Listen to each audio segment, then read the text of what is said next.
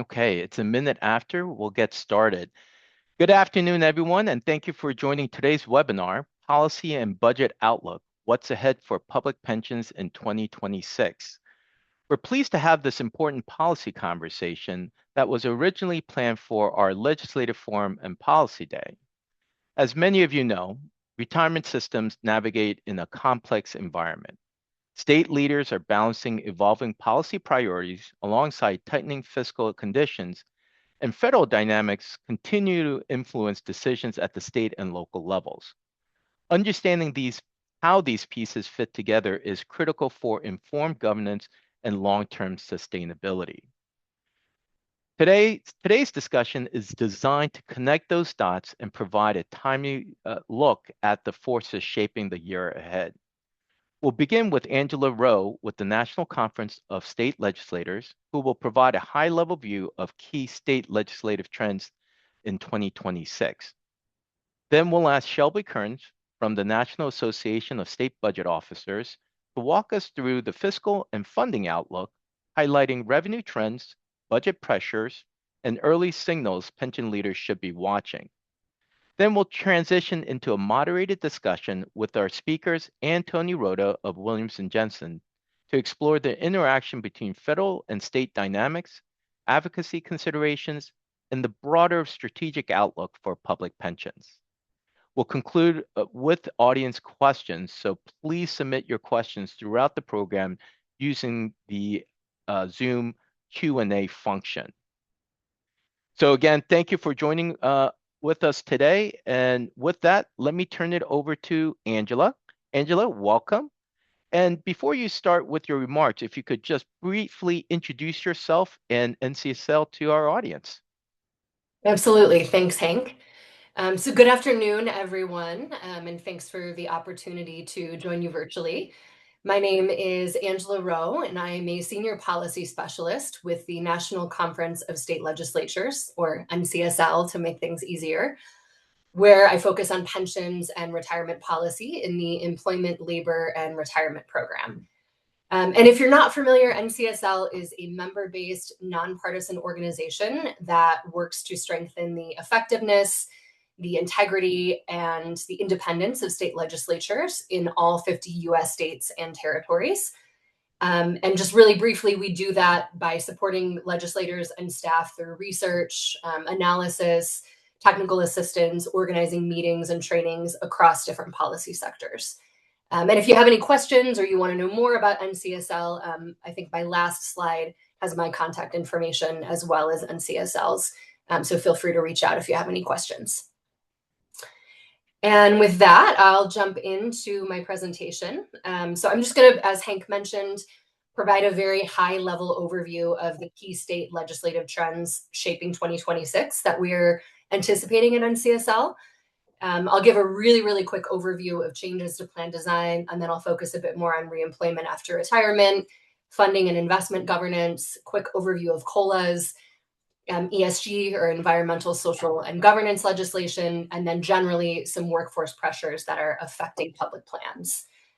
So Jessica, if you could go to the next slide, that would be great. So changes to plan design, really briefly, states are continuing to make kind of targeted adjustments to plan design and benefits. Most of the proposals we've seen so far focused on refining existing systems and provisions rather than sort of wholesale restructuring.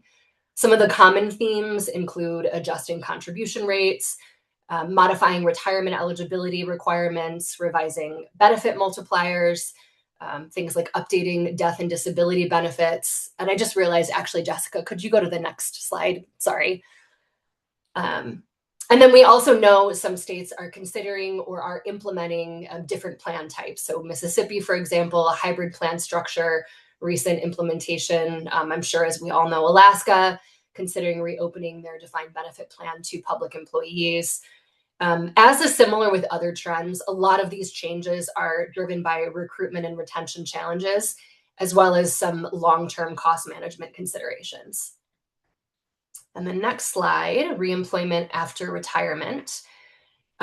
This at NCSL, from what we've tracked, tends to be and continues to be one of the most active pension policy areas in the states. So it's the area in which we saw the most enacted legislation in 2025. We've seen a lot of legislation introduced thus far in 2026. So across the country, a lot of retirees are returning to work. This is driven often by financial necessity, lack of adequate retirement savings, a desire for social and emotional fulfillment, a lot of times a combination of those factors. And I think also longer life expectancies and persistent workforce shortages are also shaping this trend.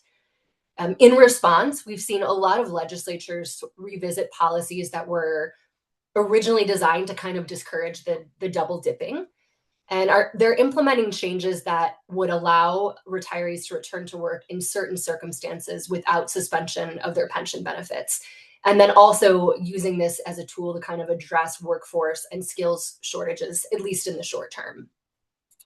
Similar to changes to plan design and benefits, a lot of the legislation in this area focuses on modifying existing rules. So modifying earning limitations, hours caps, required, I think it's the previous slide still, Jessica, sorry. So modifying caps on hours, required waiting periods that are between reemployment and retirement, so that bona fide separation of service, and again, benefit suspension provisions. A lot of these bills are targeting specific sectors such as education and public safety. So think of positions that often have high risk or high turnover rates, or a lot of times both high risk and high turnover rates. And also in states that are trying to sort of balance pension integrity with urgent and critical staffing needs.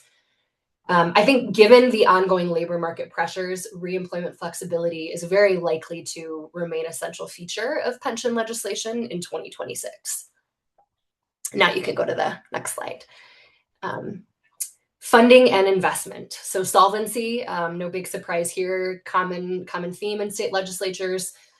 Funding levels did improve in 2025. According to the Millennium Public Pension Funding Index, the aggregate funded ratio, at least for the top 100 largest public pension plans, reached around 86%. But I still think it's important to mention that the public pension systems overall still carry over $1 trillion in unfunded liabilities, and a lot of plans still remain sensitive to market volatility, as well as demographic pressures. As a result, a lot of states are focusing on strengthening their funding discipline. And so sometimes what we see is adjustments to amortization schedules, contribution rate increases, or other guardrails, supplemental payments in some cases to reduce unfunded liabilities, often risk sharing mechanisms and plan design as well. So similar here, the overall trend is less about sweeping reform, not that there aren't any large structural reforms, but generally speaking, it's more about improving long-term sustainability and focusing on reducing market volatility. Yes, next, sorry, no, not next slide. Actually, still going on investments and governance here, but I'll be quick. Another thing that I would say that states are paying close attention to is investment governance. Public pension portfolios generally have steadily increased their allocations to alternative assets. This includes private equity, real estate, private credit, often in pursuit of diversification and higher returns. In some systems, the alternatives now represent 30 to 40% or more of their total assets. The legislative activity that we saw in 2025 and a lot of the introduced legislation in this area so far in 2026 often centers on oversight and transparency requirements, reporting standards, fiduciary responsibilities, and risk management frameworks. I also just want to call attention to a novel area of legislation that we've been tracking at NCSL, and this is digital assets. So this includes cryptocurrency-related investments, are also under consideration in some states. Most of these proposals don't mandate, but rather authorize limited allocations, and they typically have really strict caps and custody safeguards. At the same time, there's some jurisdictions, such as Connecticut, that have moved in the opposite direction to restrict or prohibit investments in public funds. So overall here, the focus is kind of on balancing innovation in this new asset and return seeking, and balancing that with the fiduciary sort of prudence and public accountability. Next slide, COLAs. This will just be very brief. This always remains a recurring legislative topic. We track this every year closely at NCSL. Typically, there are very few COLA expansion proposals that have succeeded on a legislative level, but most retirees receive adjustments often through pre-authorized statutory formulas, triggers that are built into plans, so policy-based mechanisms that are tied to funding levels or inflation measures. There's still legislation that's introduced and often successful, but a lot of this is, again, these sort of pre-authorized statutory frameworks. 2026 discussions are likely to focus on, we've seen this already in a handful of states in the Northeast, reinstating suspended automatic COLAs, some cases modifying how inflation is calculated, expanding eligibility for adjustments. So even where major statutory changes are limited at the legislative level, COLAs remain really closely tied to broader funding and affordability conversations at the states. And next slide, ESG. Environmental, social, and governance policy. This continues to generate significant activity and often controversy, I'm sure, as we know, in state legislatures. The recent trends, this is sort of on par with the last few years, fall into two broad categories. Restrictions on ESG legislation or ESG considerations. So requiring investment decisions to be based on pecuniary or financial factors only. And in some cases, divestments or boycotts that are tied to social or political objectives. On the other hand, pro ESG measures. This is more common in states with Democratic majorities, and often this legislation requires or encourages consideration of things like sustainability, climate risk, or governance factors in investment policies. Another theme that we saw an uptick in legislation at NCSL in 2025, and I think this is likely to continue in 2026, is divestment legislation targeting specific countries that are deemed adversarial. So bills requiring pension funds not be invested in or be divested from specific countries. In some cases, China, Iran, Venezuela, just to name a few. And I think just given the broader political climate in the US, we expect a high volume of both pro and anti-ESG legislation in 2026. There always tends to be a bit more anti-ESG legislation. But again, for pension systems, these debates often center kind of on fiduciary duty and risk management.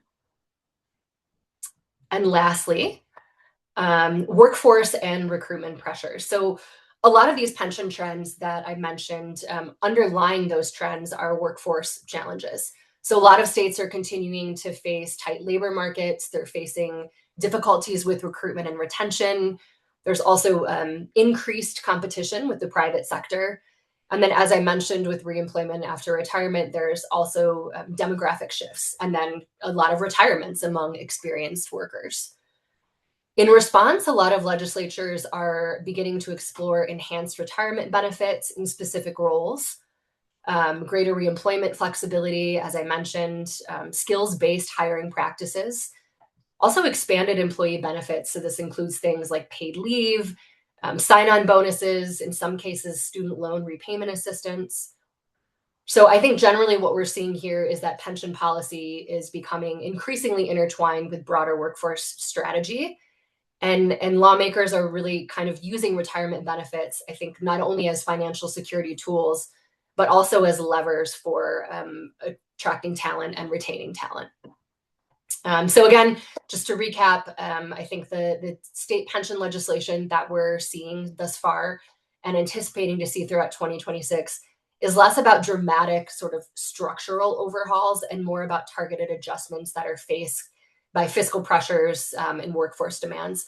Doesn't mean there won't be structural changes or reforms, but generally speaking, more targeted adjustments to pension policy, I think, is what we can expect in 2026, at least at the state level. So I will leave it there for now. I know that was a lot of information, but thanks for the opportunity to provide this overview. And I think we'll have time for questions later on. Thanks, Angela. Absolutely. Thanks for kicking us off with a great overview of what pension-related legislation looks at in the 50 states and territories. Shelby, let me turn it over to you. Thank you for joining us. And again, just like Angela, if you could just give us a quick overview of NASBO as well as your role at NASBO, that would be wonderful. Sure. Thanks, Hank. And thank you everyone who's tuning in. If you're on the East Coast, this is the end of your day. And so I applaud you for, talking to me a little bit about state budgets. Toward the end of the day, I'll try not to put you to sleep or anything in the next few minutes. My name's Shelby Kearns. I'm the Executive Director of the National Association of State Budget Officers, or NASBO. We're a nonpartisan organization and our members, we represent the governor's state top budget and finance advisors. So the folks who help craft governor's budget proposals, help pass those through the legislatures, and then implement those throughout the year, implement whatever budget bills and decisions have been made. One of the things we do at NASBO is we collect information at various points throughout the year from our members who are all 50 states, 4 territories, and Washington, D.C. And we survey them on governor's proposed budgets and also on enacted budgets. That's our fiscal survey of the states. So we do that twice a year. We also survey them on actual state expenditures, which tracks expenditures from all sources. So our fiscal survey really focuses on general fund. We also collect that expenditure data in the state expenditure report on general funds, other state funds, and federal funds. And then we also keep track of budget processes in the states as well. So these are the 3 reports I'm going to be drawing on in my presentation. And I'm just going to give you the bottom line up front, which is that budgets are tightening this year. So when we look ahead, we really see tightening conditions both in the current fiscal year 26, and then in the budget year that states are now contemplating, fiscal year 2027. And then I'm going to walk you through the data really behind that, what leads us to that conclusion, because we've really been talking a lot about sort of a return to normal.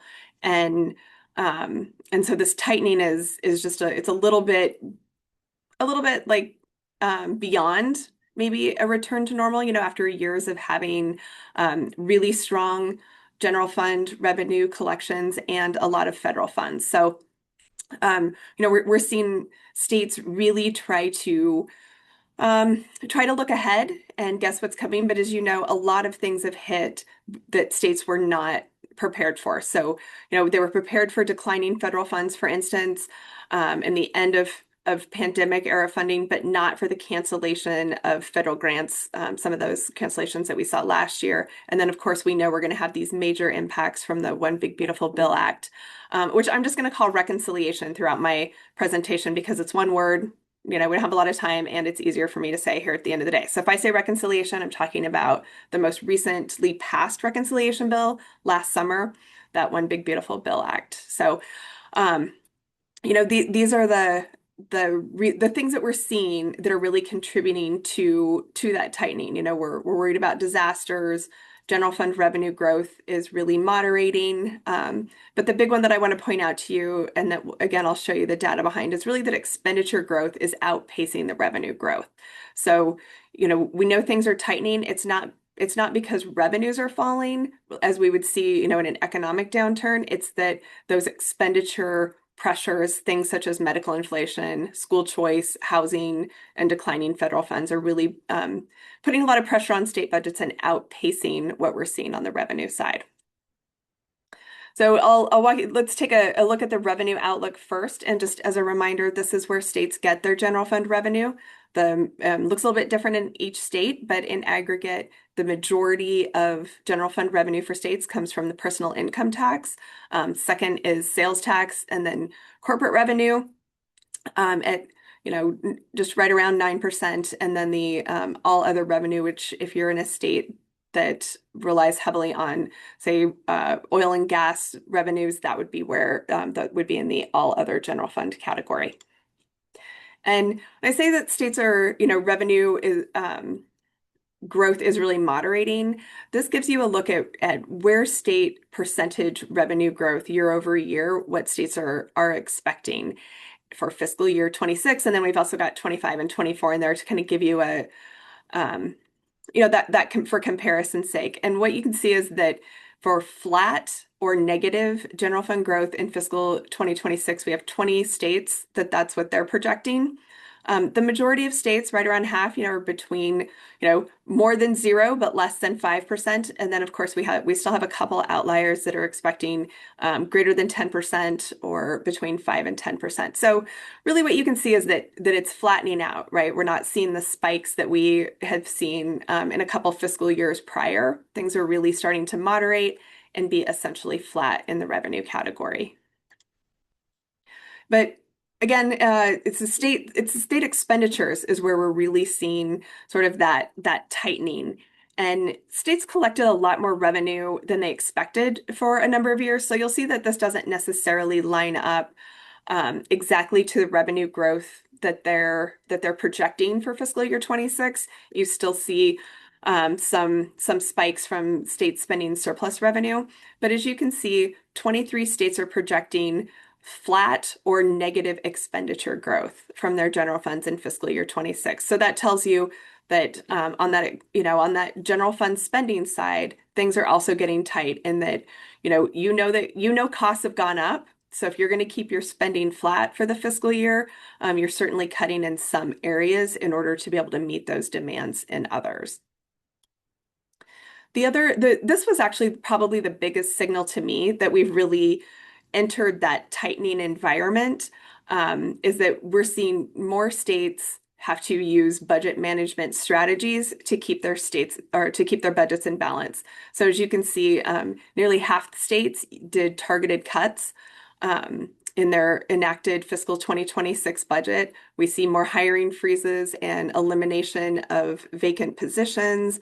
The other fund transfers over there on the other side of the graph, more revenue increases, kind of coming out of a time when states were really cutting taxes, but we are starting to see more revenue enhancing measures to keep budgets in balance.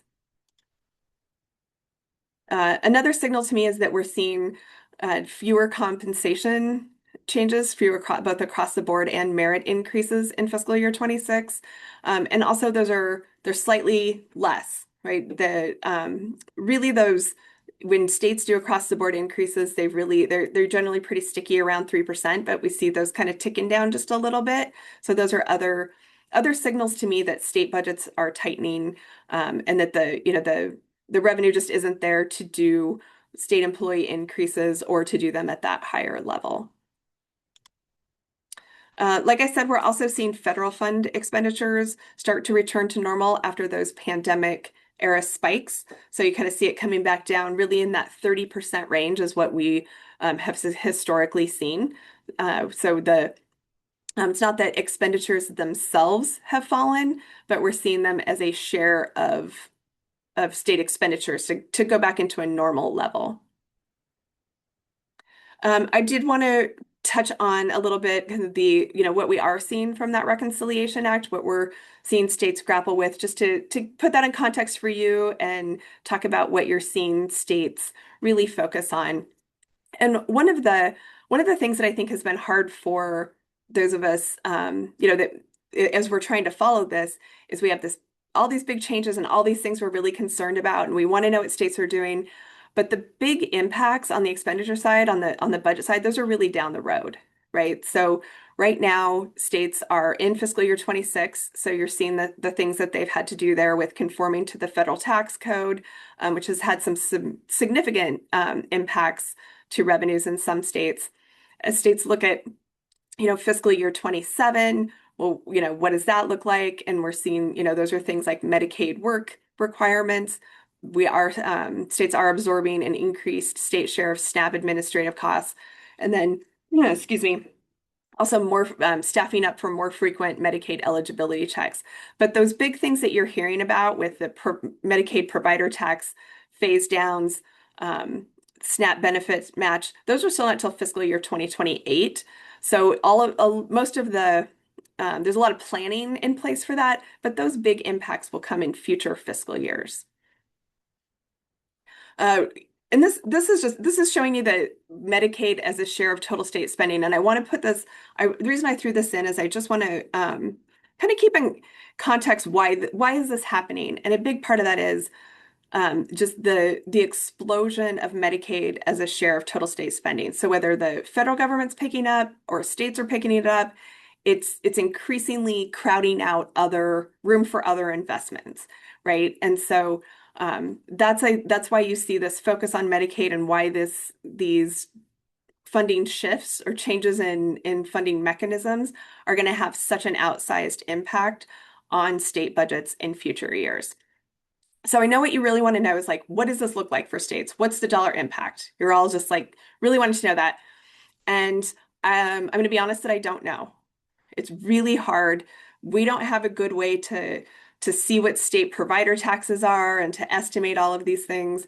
So what we did is we've relied on an analysis from KFF on the Medicaid side, and we did what I'm going to call cocktail napkin math. Because if you guys, like if we were all hanging out in a bar right now and you were asking me, I'd grab a napkin and this is literally the math I would do in a bar. So this is that's really as good as we're able to estimate at this point with the information we have. But KFF estimated that the federal cuts to states over the 10-year period that these changes phase in would represent 14% of federal spending on Medicaid. So we took, we had our state expenditure report and we said, all right, so what's 14% of what, states, the federal fund share of Medicaid, and 14% of that for fiscal year 24 was $82.2 billion. And then we looked at and we just divided it out. It phases in, but we just kind of like, all right, 82.2 rather than doing a phase in. So again, it's really rough math. We also looked at FFIS, the Federal Fund Information for States. They did a great analysis on the share of SNAP expenditures to states based on current error rates, and then also those increasing admin costs, just all based on what was happening in fiscal year 24. So it was 11.6 billion and 3.5 billion. And of course, I just want to remind you, these are also in addition to other cost shifts, cuts to current federal grants, current escalation in state costs, right? So this is not a dynamic analysis in any way, but you can add that up, right? 82.2, 3.5, 11.6, like that's real money.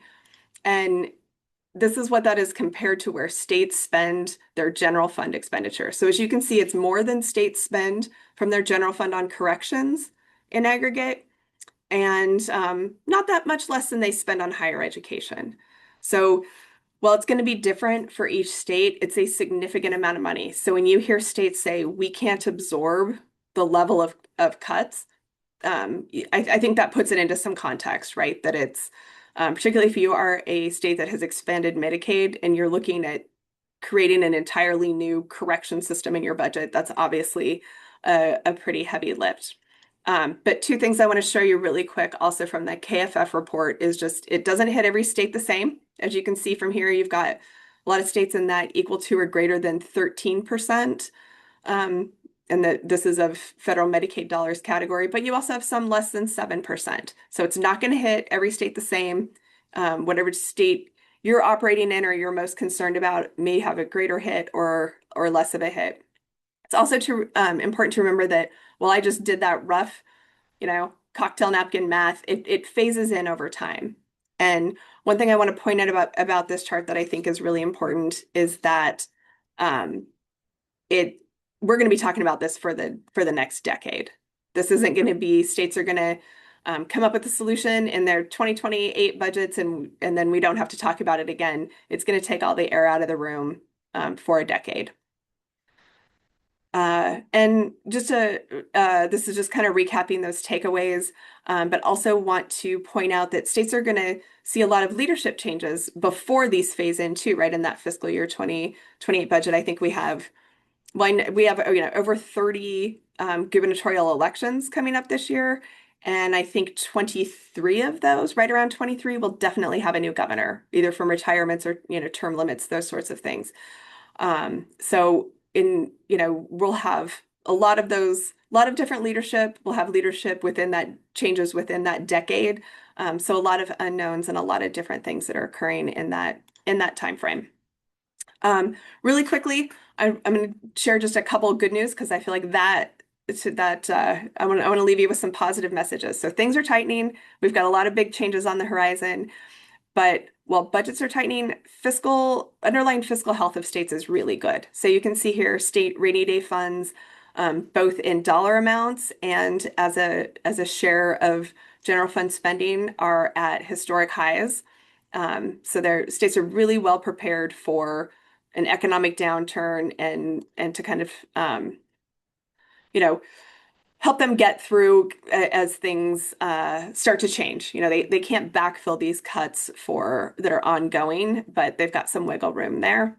Also, I want to point out that those savings are widespread. It's not a couple states who've, saved a lot of money. As you can see here, as a share of their general fund spending, most states are in really good condition, with 10 reporting over 20% of their general fund expenditures in their rainy day accounts. We also are seeing debt service as a share of state spending decline, which is good news. We know states paid off a lot of their debt during the years where they had excess cash and have made some really good decisions on that point. And the median state funded pension ratios have also significantly increased, which I think is really important. And again, was something that states were really focused on when they had years of surplus revenue. So, and the same with the OPEB ratios. So just want to leave you with those. There's great things happening on the horizon as well. States have made some really good decisions to get themselves to keep those underlying fiscal conditions well. We're just dealing with some tightening on the budget side. So I'll wrap up there. I know that was a lot in a short period of time, but wanted to it felt like all that was really important to share today. Shelby, thank you so much, particularly ending on a high note. That was very much appreciated. And again, encourage all the attendees to submit your questions through the Q&A function on Zoom, because, yeah, we'll be reserving the last 15 minutes of this webinar for your questions. So transitioning, Tony, Rhoda, let me ask you to give a quick introduction of yourself and the role that Williams and Jensen plays with public plans, and then we can have a facilitated conversation among the three of us. Sounds great, Hank, and it's a tough act to follow. Angela and Shelby did such a great job. I will endeavor to do the same. I'm Tony Rhoda. I'm with the DC law firm of Williams and Jensen. We are in a couple of different businesses, I'd say. One is the basic blocking and tackling of federal lobbying and advocacy. And I do that on behalf of public pension plans, and I do that on behalf of NCPERS when necessary. I have a great long-standing relationship with NCPERS of some 15 years, which has really been one of the highlights of my career. The second thing we do is we look at the regulatory activities. So with public pension plans being qualified under the federal tax code, we watch very closely changes to the tax code and regulatory guidance, because you will have a bare bones statute that will then become, oh, I don't know, 30 to 40 pages of regulatory guidance. So that's critical to follow through the process. And then the third area that I'm involved in is fiduciary responsibilities, training for boards, opinions with regard to ethics and matters of that nature. But it's been a great relationship with the public pension community. And if I could end on a high note during my facilitated conversation, as Shelby did, I'd be very happy. Great. So Tony, so we have sort of the lay of the land at the state level. Give us a lay of the land at the federal level. What should public pensions be thinking about or be aware of in 2026 coming out of Washington, D.C.? So I think the first area, and I'm going to go and use the reconciliation title as opposed to the Big Beautiful Bill Act. So the reconciliation bill was enacted last July 4th. There's been some discussion, some chatter, some promotion among certain House Republicans for a second bill. And you hear that too sometimes in the Senate. we largely play defense on a bill of that nature because of our tax code qualification. There are certainly areas that Congress could rejigger that would be detrimental to our plan qualification status. So right now, it looks like Reconciliation 2.0 is very, very much on the back burner. The president did not even mention it during his almost 2-hour State of the Union address. So we take that for his lack of enthusiasm on it, which could change on a dime, admittedly. But right now, that's an area that we watch, but it looks to be backburnered. And again, it would be a defensive type of strategy that we would look at. The second thing is the early development of a Secure Act 3.0. As most of us know, the Secure Act and the Secure Act 2.0, enacted in 2019, 2022, respectively, contained 120 plus separate provisions, changes to the Internal Revenue Code. So this period of time that we're in is the development of Secure 3.0. Whether it goes by that name or not, it'll have roughly the same type of outline. And what members of our community need to do, if they do desire any changes to the tax code, is put together a bipartisan and bicameral coalition and find members of the tax writing committees, the Ways and Means Committee in the House, the Senate Finance Committee, who would champion introduce these issues. And they're mostly single issue, one-off pieces of legislation that come together to form the multi-provision Secure Act 2.0. I'll add one more thing, Hank, and that is, and it sounds counterintuitive because our plans are not ERISA plans, nor do we wish to be. But I would pay close attention to the ERISA regulations that are coming out and will come out probably this year on allowing alternative investments in 401k plans.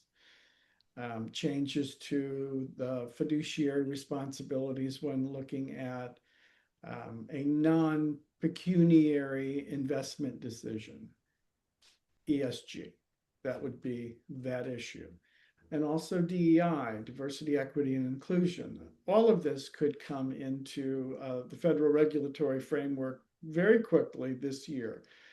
Again, we're not ERISA plans, so why do we care? We care because these things tend to bleed over into state legislatures and into boardrooms where a new path has been carved by the federal government. Why don't we go down that path here in state X or in city Y?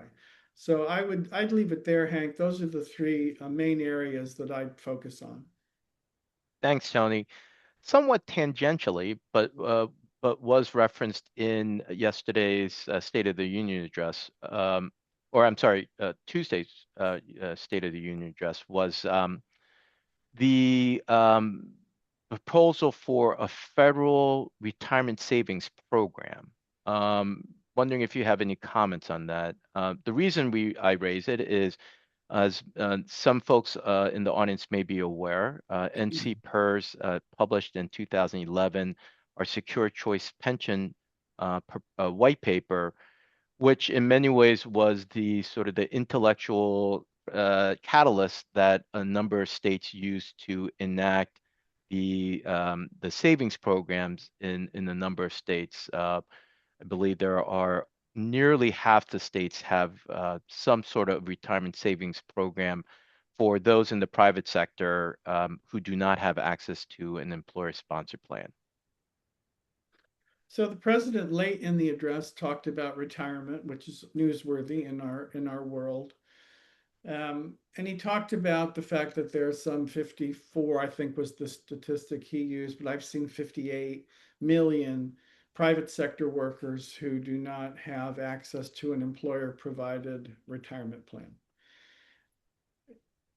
There's a great political element to this as well, because those people, when someone points to the stock market and 401k balance as as indicative of great economic movement upward.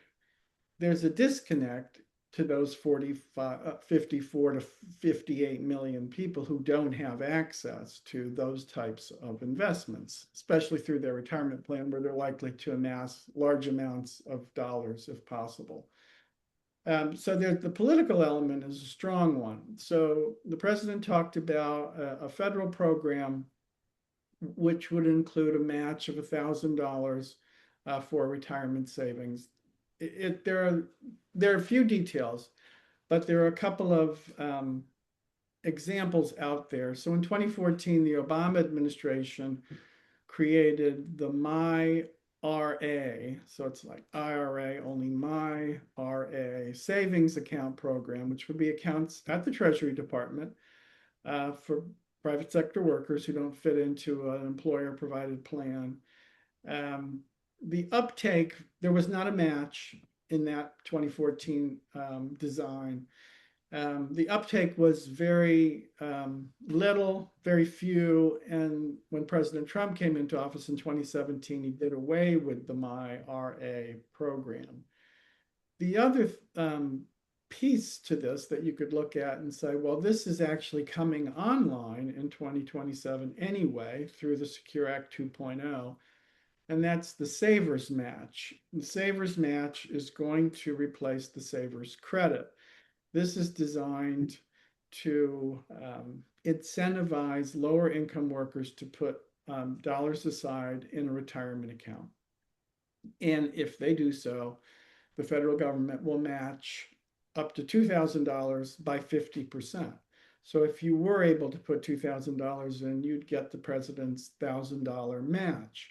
So this is already underway. Some folks have criticized it as having income caps to be eligible too low. So it's possible that could be tinkered with, and it's possible the Trump administration will design something that looks like a hybrid of what was tried in the past and what's about to become online. But it is really designed for private sector workers. And Hank is right. Back in 2011, NCPERS really did lead the way with the secure choice proposal. And Cal Savers and others, took from that and other writings along the way to kind of proceed on this ground. Thanks for the update, Tony. Shelby, let me turn to you. So you talked about the dramatic increase in Medicaid costs over the next 10 years or so.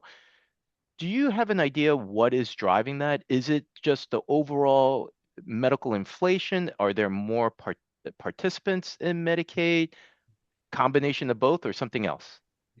It's a combination of a lot of factors, and some of them I barely understand. So I'll just kind of give you some high level, the demographics are certainly coming into play. What we saw after, states had to continuously cover those enrolled in Medicaid throughout the pandemic. And one of the things we saw once states went through their unwinding was that those left on the program had more acute illnesses. So what folks are the cost of medical, like per Medicaid enrollee, has gone up. And then of course we also see advances in drugs and therapeutics and a lot of things that that are expensive, but that really can change health and life for the better. So there's a lot of pressure there, and that general Medicaid inflation that we all see and we all feel, and that states are also feeling in their state employee health plans. That it's adding a lot of pressure, certainly, to the budget environment. Great. Thanks for that additional layer of context, Shelby. Angela, let me ask you. I saw you nodding your head as Tony was speaking. From your vantage point at NCSL, are you seeing states proactively adjusting policy in anticipation of federal shifts, or are most legislatures reacting once a federal change is finalized? Or is it something else? Yeah. So from what we've seen at NCSL, generally most states are kind of acting on their own initiative rather than waiting for federal legislation, at least when it comes to most pension and retirement issues. So, states are regularly proposing and enacting pension reforms like adjusting funding policies, requiring stress testing, changing benefit structures, a lot of different things that are really based on their own fiscal conditions and their own political priorities rather than in direct response to federal action. This isn't to say that there aren't exceptions, of course. And I'm thinking of, the windfall elimination provision and the government offset, pension offset, because this did change the way states think about pension and retirement income. And sometimes in the private sector, we see different responses. But I think generally speaking, the reforms that we've seen, at least at the state level, are generally driven by funding gaps or budget constraints at the state level rather than federal intervention. Great, thank you. Tony, let me go back to you and sort of more as a closing comment. In this, environment, how would you characterize what an effective advocacy would look like for public pensions? That's a great question. I mean, I think you always want to have some degree of contact with the key members of your congressional delegation, and you know can narrow that significantly by saying for public pension plans, it would be the members on the committee that have jurisdiction over the tax code. So the House Ways and Means Committee, Senate Finance Committee. Not every state has someone on those committees. The states that do, I would make it a point to do some outreach to those folks, just an basic information flow so that they know you're there and that they know you're responsible for however many thousands, tens of thousands of retirees and active workers. I think that would be very helpful. Thank you, Tony. I think that was a great recommendation and suggestion. All right, then finally, let me ask this to all the panelists, but I'll start with you, Shelby. What is the single biggest development public pension leaders should be watching over the next year or so? Oh gosh. I don't know what the like sort of the single biggest development. I think more big picture of what's going to happen with the economy, where are things going, making sure then that we have, there's the return rates are reasonable, that you're expecting, that you have adequate contribution rates, all of those things, because I think there's just a lot of uncertainty in the economy right now, and so that's where I would suggest people really watch closely. Thank you, Shelby. Angela, what are your thoughts? Yeah, I think it's a tough question to answer. But I think if I had to say one thing, it would probably be the ongoing challenge of unfunded liabilities. As I mentioned before, funding levels have improved, but there's still a really big gap between what plans owe and what they have currently. And I think closing that gap kind of requires sustained and a lot of times growing contributions from state and local budgets. So yeah, I think just the key maybe just for plans to kind of stay ahead of the risk as opposed to waiting for the next downturn to force difficult decisions for pension leaders. All right, thank you for that, Angela. Tony? I think what's most on the mind of the Trump administration are the dollars. So, and I mean this in as much as looking at going back to what I said about those ERISA regulations, the anti-dollars, right? They don't want the dollars going into ESG type investments. However, they do want the dollars going into alternative investments. So not to adversary nations and not to anything that would promote DEI. So I think what we're going to see is this regulatory effort draw that line very clearly, and that will be demonstrated in proposed regulations and final regulations, I would say, over the next 12 to 18 months. All right, thank you. All right, we do have a question from the audience, and this is to the entire panel. Is there empirical evidence supporting the idea that enhanced retirement benefits are helping with workforce recruitment and retention?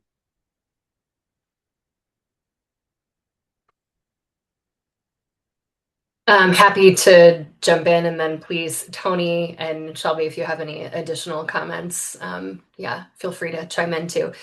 I think the short answer is yes, there is some solid evidence that enhanced retirement benefits help with employee retention specifically. I know that there was a recent study of US federal workers, for example, I think published in Science Direct in the Journal of Labor and Economics, that showed that more generous pensions can reduce people quitting by, I think, up to 30%. So there is this sort of strong retention effect. I think the measurable impact on recruitment is a little less clear, and it's really context dependent. But I do know that there is also research from NCPERS, from the Center of Retirement Research, also from Pew, that shows that pensions can support longer tenures and workforce stability. I think particularly in areas like public safety and education. And I'll stop there because I know we're kind of running out of time, but Tony and Shelby, if you have anything to add. I would just say the anecdotal examples are really powerful too. The situation in Alaska is fairly untenable with regard to being able to recruit public safety. And that example was borne out in Florida. I believe it was Palm Beach. Hank will probably remember, but there was a jurisdiction in Florida that did away with their DB plan and had most of their police force go to work for their neighboring cities or counties. And it was kind of a no-brainer for those law enforcement officers. But the city ended up coming back to the DB plan. So I think those are pretty powerful examples. Yeah, I agree with both those comments. Yeah, Alaska is when they closed down their the defined benefit plan in 2006. Effectively, they've been essentially a training ground for the Pacific Northwest, where teachers and public safety and other public servants cut their teeth in Alaska and then ultimately moved down to Washington or Oregon or Idaho because they when they want to make a career, they want a stable and secure retirement. Similarly, again, I don't know if there is empirical evidence. Well, I'm sure there is, but I can't think of it off the top of my head. But the consistent, expenditure relative to training that, as you cycle through people in workforces on a short-term basis, it just increases the training costs. So I'm sure there are numerous studies along those lines as well. Well, let me close by thanking Angela, Shelby, and Tony for sharing your perspectives, your latest updates. It's been really enriching for us to hear, both from NCSL, NASBO, and at the federal level. And thank you to the audience members for, as Shelby put it, it's a late on a Thursday afternoon and sticking with us on this topic. Thank you all, and have a great rest of your day. Bye-bye. Thank you. Thank you.